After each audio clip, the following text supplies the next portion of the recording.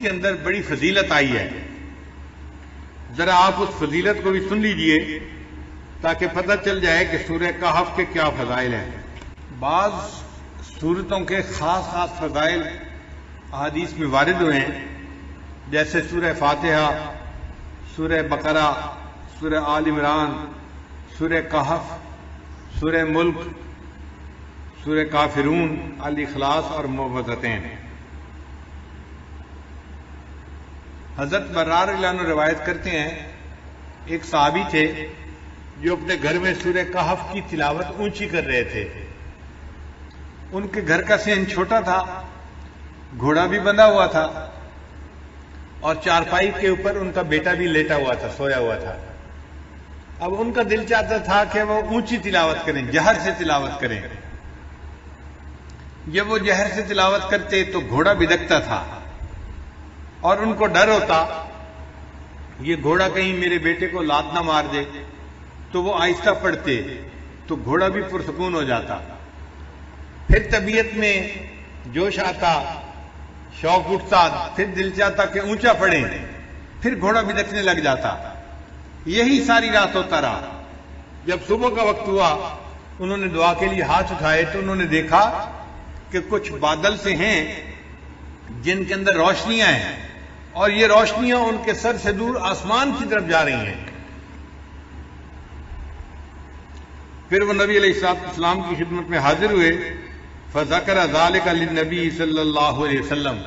انہوں نے نبی علیہ السلام کے سامنے یہ پوری رات کا قصہ بتایا تو نبی علیہ السلام نے فرمایا کہ یہ اللہ تعالیٰ کے فرشتے تھے جو تمہارے قرآن کی تلاوت سننے کے لیے تمہارے قریب آ گئے تھے۔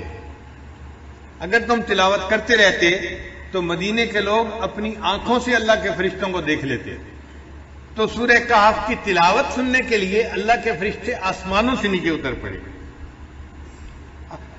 ابو درداء رضی اللہ عنہ روایت کرتے ہیں، من حافظ 10 آیات من اول سورۃ الکہف، کہ جس بندے نے سورہ کہف کی پہلی 10 آیات کو یاد کر لیا، اسی من فتنۃ الدجال، اللہ تعالیٰ اس کو دجال کے فتنے سے محفوظ فرما لیں گے۔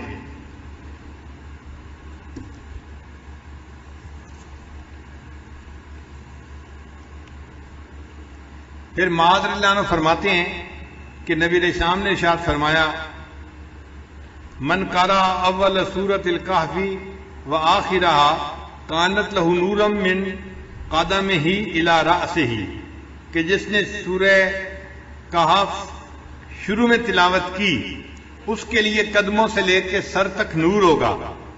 ومن قرأها کلها، اور جس نے پوری سورہ کہف کی تلاوت کی، کانت لہ نورا ما بین السماء الی الارض، تو اس کے لیے اللہ تعالیٰ زمین سے لے کے آسمان تک نور پیدا فرما دیں گے۔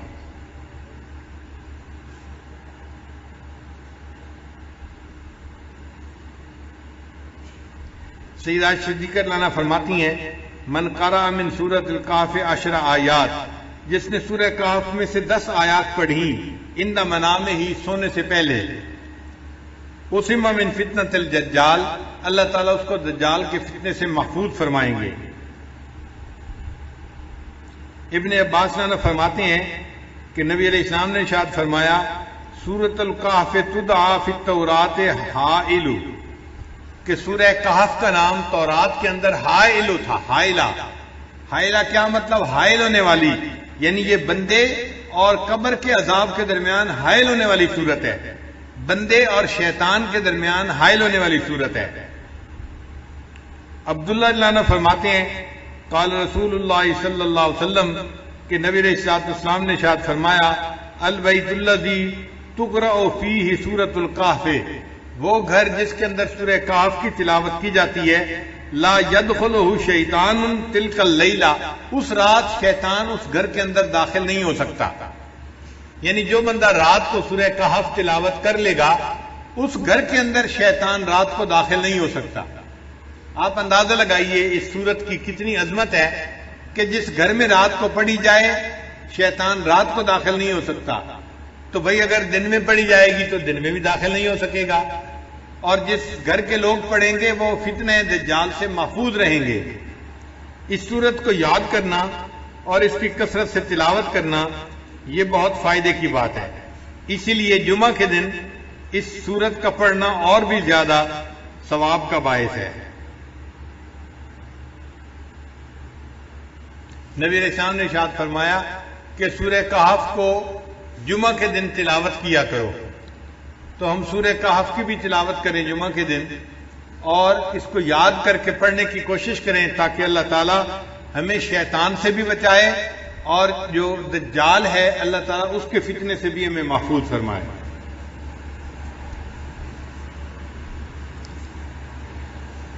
سورہ کہف سے پہلے ایک سورت ہے سورہ اسراء، اس کا نام ہے۔ اللہ رب العزت نے اس کو سبحان کے لفظ سے شروع فرمایا ہے، سبحان الذی اسریٰ بعبدہ لیلا من المسجد الحرام الی المسجد الاقصی، تو سبحان کے لفظ سے وہ سورت شروع ہوئی ہے۔ اور یہ سورت اسراء یہ سورت کہف اس کے بعد آئی، اس کو اللہ نے الحمد کے لفظ سے شروع فرمایا ہے۔ چنانچہ سبحان اور الحمد کا ایک جوڑ ہے۔ بخاری شریف کی آخری روایت ہے، کلمتان حبیبتان الی الرحمن ثقیلتان فی المیزان خفیفتان علی اللسان سبحان اللہ و بحمدہ سبحان اللہ العظیم۔ تو دیکھیں پہلے تسبیح آئی اور پھر تحمید آئی، اور اللہ تعالیٰ نے یہاں بھی وہی ترتیب رکھی۔ قرآن مجید کی کچھ صورتیں ہیں جن کو اللہ نے الحمد سے شروع فرمایا، جیسے سورہ فاتحہ ہے، سورہ فاطر ہے، یا یہ سورہ کہف ہے۔ الحمد سے کیوں شروع فرمایا؟ اصل مقصد یہ تھا کہ یہ اللہ تعالیٰ کی تعریف ہی ہے کہ اللہ رب العزت نے کمال رحمت سے اور مہربانی سے اپنے بندوں کو اس کلام سے نوازا۔ یہ اللہ کی رحمت ہے اور اللہ کی مہربانی ہے۔ اور مفسرین نے لکھا ہے کہ اللہ تعالیٰ نے الحمد سے اس لیے سورت کو شروع فرمایا کہ اللہ جانتے تھے کہ بندے میرے حمد کا حق ادا کر ہی نہیں سکتے، اس لیے مجھے اپنی حمد خود بیان فرمانی ہے۔ اللہ نے اپنی حمد خود بیان فرمائی۔ امام ربانی حضرت مجدد ثانی رحمۃ اللہ نے لکھا ہے کہ اگر بندہ اللہ کی حمد بیان کرنے کے لیے ایڑی چوٹی کا زور لگا دے تو بھی وہ اللہ کی حمد کو بیان نہیں کر سکتا، چونکہ اللہ تعالیٰ اتنے عظیم ہے کہ انسان اس کی عظمت کے مطابق اس کی تعریف کر ہی نہیں سکتا۔ ہم اللہ کی کیا تعریف کریں گے؟ انبیاء کے سردار، انبیاء کے امام حضرت محمد مصطفیٰ احمد مجتبیٰ حضرت محمد مصطفیٰ صلی اللہ علیہ وسلم، انہوں نے فرما دیا اللہم لا احصی ثناء علیک، اے اللہ میں آپ کی تعریفوں کا احاطہ نہیں کر سکتا، انت کما اثنیت علی نفسک، آپ ایسے ہیں جیسے آپ نے اپنی تعریفیں خود بیان فرمائی ہیں۔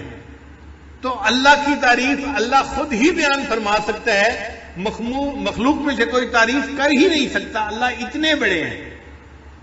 اس کی مثال یوں سمجھیں، ایک عام آدمی اس کو کوئی کہنے لگ جائے کہ جی آپ ذرا ایک سپر کمپیوٹر کی تعریف کریں، تو ایک عام آدمی یا ایک بچہ جو پرائمری اسکول کا پڑھنے والا ہے وہ سپر کمپیوٹر کی کیا تعریف کرے گا؟ وہ تو جانتا ہی ہے اس کے بارے میں۔ اسی طرح ہم بندے ہیں، ہم اللہ کی عظمت کی حقیقت کو جانتے ہی نہیں، اس لیے ہم اس کی تعریف کر ہی نہیں سکتے۔ جتنی تعریفیں کریں گے یہ تعریفیں نیچے رہ جائیں گی۔ اللہ کی شان اس سے بھی بڑی ہے، اس سے بھی بڑی ہے، اس سے بھی بڑی ہے۔ اللہ تعالیٰ بہت بڑے ہیں۔ اسی نبی علیہ السلام نے ارشاد فرمایا کہ اے اللہ ما عبدنا کا حق کا عبادتک، ہم نے آپ کی عبادت ایسے نہیں کی جیسی عبادت کرنے کا حق تھا، ہم عبادت کا حق ادا کر ہی نہیں سکتے۔ امام ربانی مجدد ثانی رحمۃ اللہ فرماتے ہیں کہ کوئی بندہ کتنے خلوص سے عبادت کیوں نہ کرے، کتنی یکسوئی کے ساتھ، کتنی توجہ کے ساتھ، کتنی جو ہے وہ یکسوئی کے ساتھ عبادت کرے، وہ اللہ کی عبادت کا حق ادا کر ہی نہیں سکتا۔ اس کی عبادت نیچے رہ جاتی ہے، اللہ کی شان اس سے بھی اونچی ہے، اس سے بھی اونچی ہے، اس سے بھی اونچی ہے۔ اب یہاں پہ ایک سوال پیدا ہوتا ہے کہ جب ہم اللہ تعالیٰ کی حمد بیان کر ہی نہیں سکتے، جیسے اللہ تعالیٰ اونچے ہیں، حمد کے لائق ہیں، پھر ثواب کیوں ملتا ہے؟ پھر ثواب کیوں ملتا ہے بندے کو؟ تو علماء نے اس کا جواب دیا۔ علماء جواب دیتے ہیں کہ اگر باپ اپنے بیٹے کو اسکول داخل کروائے نا، اور شام کو بچہ گھر واپس آئے اور آ کے کہ ابو میں نے لکھنا سیکھا ہے، باپ کہتے ہیں بیٹا دکھاؤ تختی، تو بیٹا تختی دکھاتا ہے، اس نے ٹیڑھی سیڑھی لائنیں لگائی ہوتی ہیں، کچھ سمجھ میں نہیں آ رہا ہوتا، لیکن باپ اس کو انکریج کرنے کے لیے، اس کا دل رکھنے کے لیے اس کو آئس کریم انعام لے کے دے دیتا ہے۔ یہ جو آئس کریم کا انعام ہے یہ خوش خطی کا انعام نہیں ہے، یہ اس کا دل رکھنے کے لیے اس پر شفقت کا اظہار ہے۔ اسی طرح اللہ جو ہماری عبادتیں قبول کرتے ہیں وہ ہماری عبادتوں کی کوئی اچھائی نہیں ہوتی، بلکہ اللہ ان اللہ بالناس لرؤوف الرحیم، اپنے بندوں پر رؤوف اور رحیم ہے، اس کی رافت اور رحمت کا یہ تقاضا ہے، اللہ اپنے بندوں کی ٹوٹی پھوٹی عبادت پر بھی ان کو اجر عطا فرما دیتا ہے۔ اس لیے اللہ تعالیٰ نے، حضرت برار رضی اللہ عنہ روایت کرتے ہیں، ایک صحابی تھے جو اپنے گھر میں سورہ کہف کی تلاوت اونچی کر رہے تھے۔ ان کے گھر کا صحن چھوٹا تھا، گھوڑا بھی بندھا ہوا تھا اور چارپائی کے اوپر ان کا بیٹا بھی لیٹا ہوا تھا، سویا ہوا تھا۔ اب ان کا دل چاہتا تھا کہ وہ اونچی تلاوت کریں، جہر سے تلاوت کریں۔ جب وہ جہر سے تلاوت کرتے تو گھوڑا بدکتا تھا اور ان کو ڈر ہوتا یہ گھوڑا کہیں میرے بیٹے کو لات نہ مار دے، تو وہ آہستہ پڑھتے تو گھوڑا بھی پرسکون ہو جاتا۔ پھر طبیعت میں جوش آتا، شوق اٹھتا، پھر دل چاہتا کہ اونچا پڑھیں، پھر گھوڑا بدکنے لگ جاتا۔ یہی ساری رات ہوتا رہا۔ جب صبح کا وقت ہوا انہوں نے دعا کے لیے ہاتھ اٹھائے تو انہوں نے دیکھا کہ کچھ بادل سے ہیں جن کے اندر روشنیاں ہیں، اور یہ روشنیاں ان کے سر سے دور آسمان کی طرف جا رہی ہیں۔ پھر وہ نبی علیہ السلام کی خدمت میں حاضر ہوئے، فذکر ذلک للنبی صلی اللہ علیہ وسلم، انہوں نے نبی علیہ السلام کے سامنے یہ پوری رات کا قصہ بتایا تو نبی علیہ السلام نے فرمایا کہ یہ اللہ تعالیٰ کے فرشتے تھے جو تمہارے قرآن کی تلاوت سننے کے لیے تمہارے قریب آ گئے تھے۔ اگر تم تلاوت کرتے رہتے تو مدینے کے لوگ اپنی آنکھوں سے اللہ کے فرشتوں کو دیکھ لیتے۔ تو سورہ کہف کی تلاوت سننے کے لیے اللہ کے فرشتے آسمانوں سے نیچے اتر پڑے۔ ابو درداء رضی اللہ عنہ روایت کرتے ہیں، من حافظ 10 آیات من اول سورۃ الکہف، کہ جس بندے نے سورہ کہف کی پہلی 10 آیات کو یاد کر لیا، اسم من فتنۃ الدجال، اللہ تعالیٰ اس کو دجال کے فتنے سے محفوظ فرما لیں گے۔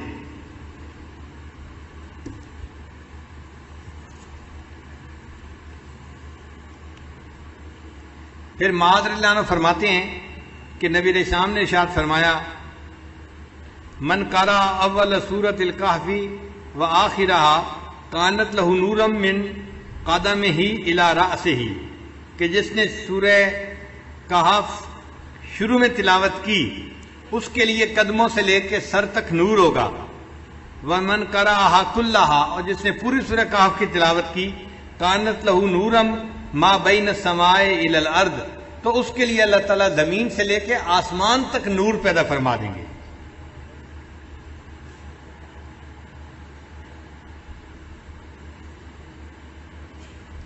سیدہ صدیقہ رضی اللہ عنہا فرماتی ہیں، من قرأ من سورۃ الکہف 10 آیات، جس نے سورہ کہف میں سے 10 آیات پڑھیں ان منامہ ہی، سونے سے پہلے، اسم من فتنۃ الدجال، اللہ تعالیٰ اس کو دجال کے فتنے سے محفوظ فرمائیں گے۔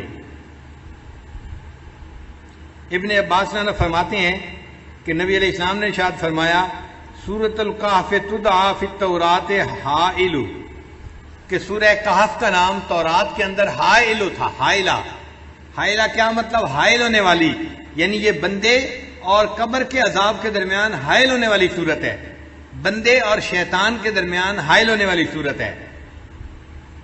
عبداللہ رضی اللہ عنہ فرماتے ہیں، قال رسول اللہ صلی اللہ علیہ وسلم، کہ نبی علیہ السلام نے ارشاد فرمایا، البیت الذی تقرأ فیہ سورۃ الکہف، وہ گھر جس کے اندر سورہ کہف کی تلاوت کی جاتی ہے، لا يدخلہ شیطان تلک اللیلہ، اس رات شیطان اس گھر کے اندر داخل نہیں ہو سکتا۔ یعنی جو بندہ رات کو سورہ کہف تلاوت کر لے گا اس گھر کے اندر شیطان رات کو داخل نہیں ہو سکتا۔ آپ اندازہ لگائیے اس سورت کی کتنی عظمت ہے کہ جس گھر میں رات کو پڑھی جائے شیطان رات کو داخل نہیں ہو سکتا، تو بھئی اگر دن میں پڑھی جائے گی تو دن میں بھی داخل نہیں ہو سکے گا۔ اور جس گھر کے لوگ پڑھیں گے وہ فتنہ دجال سے محفوظ رہیں گے۔ اس سورت کو یاد کرنا اور اس کی کثرت سے تلاوت کرنا یہ بہت فائدے کی بات ہے، اسی لیے جمعہ کے دن اس سورت کا پڑھنا اور بھی زیادہ ثواب کا باعث ہے۔ نبی علیہ السلام نے ارشاد فرمایا کہ سورہ کہف کو جمعہ کے دن تلاوت کیا کرو، تو ہم سورہ کہف کی بھی تلاوت کریں جمعہ کے دن اور اس کو یاد کر کے پڑھنے کی کوشش کریں تاکہ اللہ تعالیٰ ہمیں شیطان سے بھی بچائے اور جو دجال ہے اللہ تعالیٰ اس کے فتنے سے بھی ہمیں محفوظ فرمائے۔